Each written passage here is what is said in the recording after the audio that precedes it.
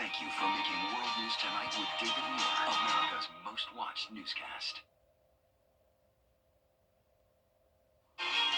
Countrywide cold once again tomorrow with most of the nation well below normal for this time of the year. So the chilly temperatures are staying with us through the weekend, but then next week some big changes coming our way. I'll have all the details coming up. Right now on News Channel 6 at 7, cold temperatures continue. What shelters in Augusta are doing to help the homeless. Also ahead, a local family without a place to stay after a fire destroys their home. How you can help. And what's causing more people to get sick these days. What doctors say you can do to stay well. As your News at 7 starts now. Live from Television Park, this is WJBF News Channel 6 at 7. Good evening, everyone. I'm Dee Griffin. Thanks so much for joining us for your News at 7 coverage you can count on begins with local shelters opening their doors for people who have no place to go in this frigid weather. Bria Smith reports.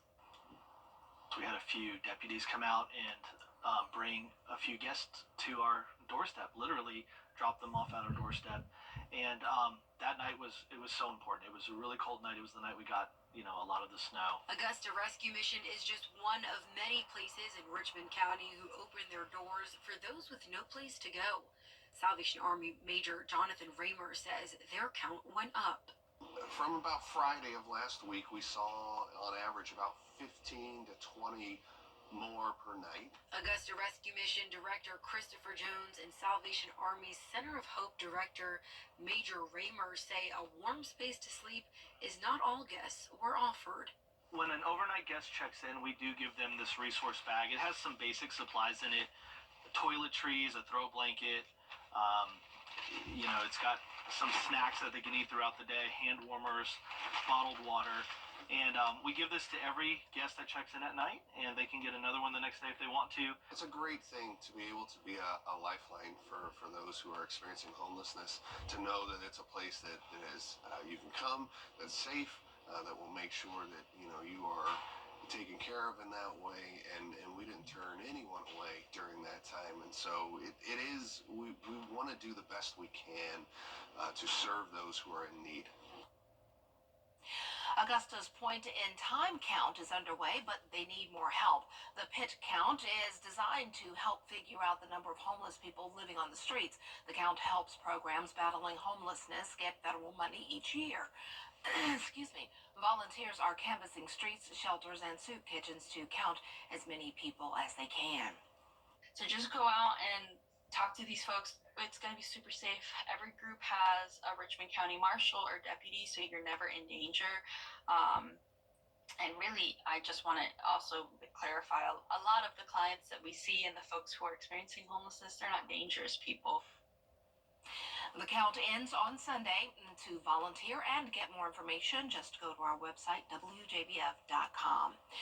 Well, time now for our first check of our weather, and Chief Meteorologist Jennifer Tracci joins us now, and got a little going on in my throat. I hope it's not the weather getting to me. I know. I feel a little sniffly as well. I mean, it's cold out there, and I'm not even wearing my tights today, Dee. I don't know I what have I was on my thinking. tights for both of us, and it's still cold. You've been rocking the tights every day now. I mean, you have to with these cold temperatures. I don't know what I'm going to do when I step outside tonight, but at least it's not going to be quite as cold as it was last night. So these are the observed lows from this morning. We got down to 13 degrees in Lincolnton and Higgins Community, which is in Saluda County. Those were our two coldest spots. Aiken and Wagner, you were right behind at 14, 15 in Waynesboro and Thompson. Several places around 15 to 16 degrees this morning. Augusta Bushfield got down to 16, which tied our record set back in 1960. And notice that record high, 78 degrees. Wouldn't that be nice right around now? But we made it into the 40s at least today, so we're slowly but surely warming up. And right now on our Terry Lambert Hyundai Skyview cam, the skies are dark, the sun has set. We did have a beautiful sunset just a little while ago, though, there in Aiken. And right now our temperatures are down to freezing in Allendale, 32, 36 in Thompson, Bamberg at 36, Aiken, you're at 35, 32 in Sylvania, so our southern line counties a bit colder, 34 in Sparta, 36 in Sandersville this evening. The temperature change map is showing everyone around 5 to 10 degrees warmer than yesterday. Believe it or not. So even though it's still cold, we are seeing that warming trend, and the dew points remain low in the teens and even single digits. Winds are coming in from the west around 5 miles per hour. Not expecting a super harsh wind chill tonight. And as for our satellite radar, still some clouds around the area, but as this front passes through, we'll have clear skies behind it and lots of sunshine to enjoy tomorrow. Now, we will have the cold temperatures down to 15 to 20 degrees across the entire CSRA. Just remember, our southeastern counties here have a different criteria level, so once temperatures drop to around 20 there, a cold weather advisory is issued. So that's the case tomorrow. Low 20s in the forecast, partly cloudy and becoming mostly clear by 7 a.m. And as we look ahead, we will be tracking rain on Monday, and then that will be followed by some much warmer temperatures. I'll have all the details on your forecast coming up shortly, but back to you, Dee. All right, thanks so much. We'll see you then. A family in Edgefield County in shock today after losing their home to a fire. It happened yesterday at a home in Johnston on Edisto Street. Graham Lee spoke with the family and friends who were helping them. Cheyenne Lacey says she and her 4 kids spent part of Wednesday morning playing in the snow during a short break on an e-learning day. They went back inside to finish their schoolwork when all of a sudden the fire alarm went off. It's now leaving them devastated and at a loss for words. One of Lacey's sons saw the fire from his bedroom after finishing his homework. They say the fire started in the laundry room after a piece of furniture caught on fire, but they're still not sure what caused it. The family rushed out of the home to safety, some standing in the snow with no shoes on. Lacey says thankfully no one was harmed, but it's a mixture of emotions.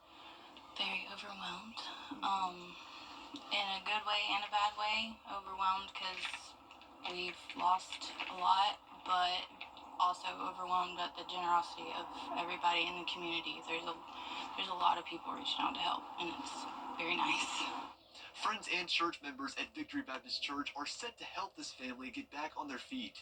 If you'd like to join in the effort, we have more information on our website, WJBF.com. In Johnston, Graham Lee, WJBF, News Channel 6. Doctors in the CSRA are seeing more respiratory viruses like anything else, mainly RSV, influenza, and COVID. They're also seeing an increase in cases of the norovirus. Most of these illnesses can be treated at home with over-the-counter drugs, but it's important to know when you should go to urgent care and when to go to the ER. If you need to know whether or not it's influenza or COVID or RSV or even strep, which can overlap in some people's symptoms, those are best to go to an urgent care for. If you're really short of breath, if you're unusually short of breath, something new, if you have pre-existing conditions like COPD, a chronic lung disease, or asthma that acts up regularly. Dr. Newton says that other than using hand sanitizer and good hygiene, there really isn't a solid way to keep from getting sick without isolating yourself, especially when it comes to airborne viruses like the flu. Georgia state leaders are prioritizing ways to have a talent-ready workforce to bring more jobs to Georgia. Archit Seshadri reports. Governor Brian Kemp says the state needs to invest in high-skilled jobs and train the next generation of students and workers by funding education for those critical roles. Access to a skilled workforce, very important as we look to have new companies move to Georgia. Regulatory simplification, making sure that we have a tax climate that's business friendly. The Georgia Chamber of Commerce outlining some of those focus areas to bolster the state's economy for the next 25 years. Finally, talent and workforce development, which is something that we've spent a great deal of time here at the Chamber working toward. And it's critically important when you think about access to education, access to skill development. That's what the next generation needs as more business comes to Georgia, wants that workforce to be well equipped. The Chamber's chairman wants lawmakers to find ways that would improve education completion rates to provide an employable workforce, reduce barriers to employment, and have people trained in high-demand skills.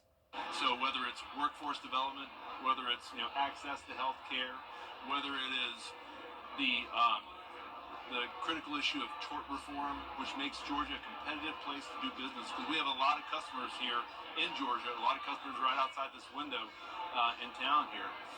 It's really important for us as good corporate citizens to really give back to the community, give back to the business community, and help make Georgia the most competitive place to work and live. Another goal for lawmakers to fund challenges like childcare, transportation, and housing to retain talent in the state. Reporting in Atlanta, Archit Seshadri, Atlanta Bureau Chief. Augusta commissioners want a review of the city charter and they want any changes on the ballot.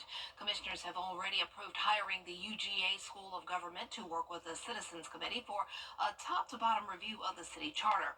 But commissioners did not say they wanted any changes to go before voters for approval, an oversight that was changed today. Here's what I do know. We have an opportunity now to get it right. And like I said, I'm going to do everything that I can to make sure that we do a referendum, that no changes be made without the people voting on it. The next step is for commissioners and the mayor to appoint members of the review committee. Once the committee is seated, the process is expected to take a year. Well, coming up, some states are challenging President Trump's executive order to end the birthright. We're still going down to around 20 degrees over the next couple of nights, but we'll be back to beautiful sunny skies tomorrow and nice weekend in store with a warm-up starting on Sunday. I'll have your full Viper 6 forecast when we return.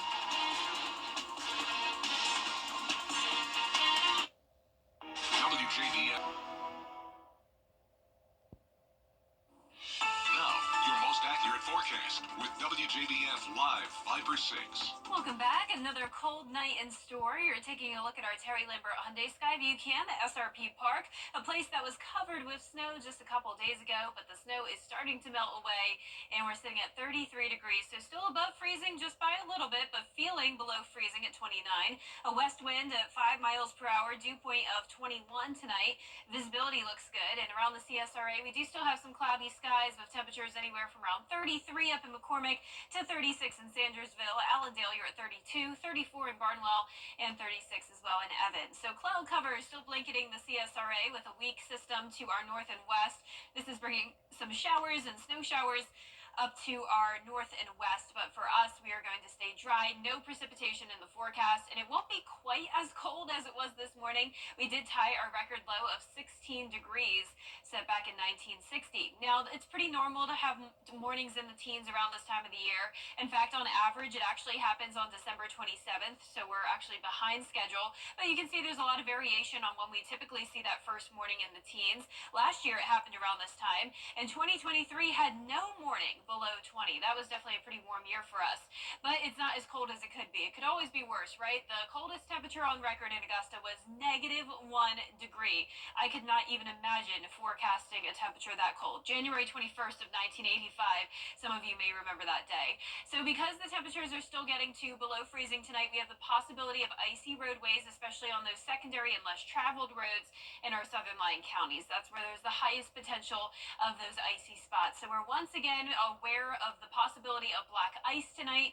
You can see this photo I took was taken last night. The black ice got me as soon as I stepped out of the car, and you just really can't see it at all until you shine a flash on it like I did when I took this photo. You can tell the difference now between the normal pavement and the ice, but boy, it is really, really tough to see, and it's definitely still slick out there in some spots, so still use caution when you're driving tonight and tomorrow morning. But back to sunshine tomorrow afternoon. That'll definitely help to melt everything away, and we'll be close to 50 degrees. We'll be right at 50 on Saturday, 57 on Sunday. No rain in the forecast for now.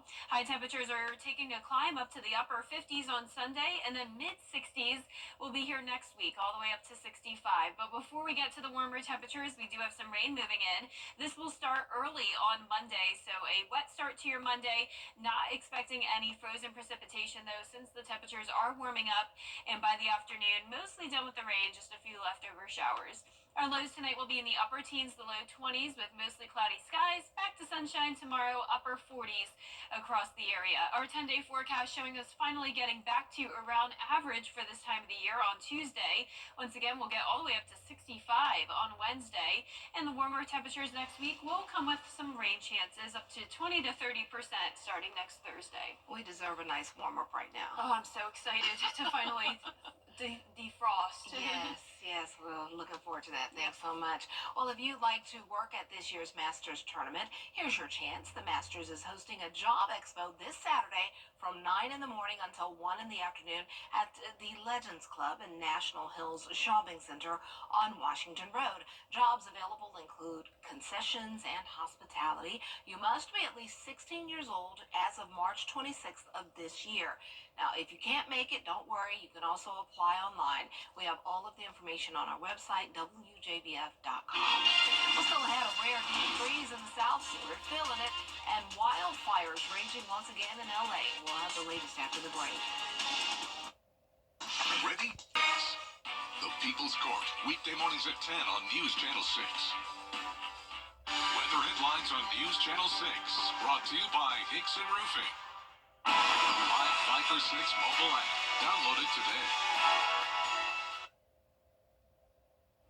Extreme weather affecting both coasts of the country, from wildfires sparking again in Southern California to dangerously cold temperatures here in the South as well as the Northeast. At least 10 people have died in the winter blast, and crews are still struggling to get some roadways reopened. Rena Roy has the latest. A deep freeze affecting Americans in multiple states, more than 12 million under cold weather alerts. This massive freighter stuck in an icy Lake Erie off the Buffalo, New York shoreline. The Coast Guard being called in to cut the ice and free the ship. In Houston, Texas, several crashes reported when drivers tried returning to the roads after snowfall, finding them still icy, especially on overpasses and bridges. Another pileup in Indiana, slick roads causing this crash on Interstate 65. Similar scenes even in Florida, Pensacola seeing a record-setting 9 inches of snow. Hundreds of workers helping to reopen the 3-mile bridge. In Alabama, snow collapsing the dome of the Mobile Civic Center. In Dearborn, Michigan, a water main break coating everything in ice. You ever seen cars covered in ice like that? Not like that, have you? Heavy snow and ice in southeast Georgia, downing multiple power lines. The winter blast killing at least 10 people in 3 states. Several deaths from the bitter cold. On the West Coast, Los Angeles once again dealing with wildfires fueled by low humidity and Santa Ana winds. The Laguna fire sparking Thursday in Ventura County. You can see smoke billowing above farming fields there. Oh my God. There's a huge fire. This fire also sparking Wednesday along the 405 freeway near the Getty Center Museum. And a bit further north, more than 4,000 firefighters battling the Hughes fire. We have the fire burning at a high rate of speed. It is crossing the road at Lake Hughes. These new fires have already burned thousands of acres and have forced thousands of people from their homes. Rena Roy, ABC News, New York. Discover counties and can shop. Get the latest video in one click at WJBF.com. Chicago has announced the winners of its 3rd annual Snowplow naming contest. This year's winners are Lollapalooza, My Kind of Plow, Snower Whacker, Scoop, there it is. I get it, Scoop, there it is. Been there, plowed that, and Bozo the Plound. I get that. The names will be installed on a snowplow in each of Chicago's 6 snow districts. Well, there you have it. That's fun. Yeah, very creative names. I like them all. Was it Scoop, there it is? Scoop, there it is? Yeah, that may be the best one. Yeah, I like that one. Yeah. Well, we won't need any snow plows here, at least for the next 10 days. We are looking much better, back to typical weather here in the CSRA for this time of the year. Next week, we'll see a lot of 60s, and we'll be tracking just some regular rain. So on Monday, a 40% chance of showers, and next week, a few showers in the forecast as well. And in the meantime, beautiful sunny skies tomorrow and Saturday. All right, well, thanks so much, and thank you for joining us. Our next news is at 10 o'clock on ETV, but Entertainment Tonight is next. Have a great and safe evening.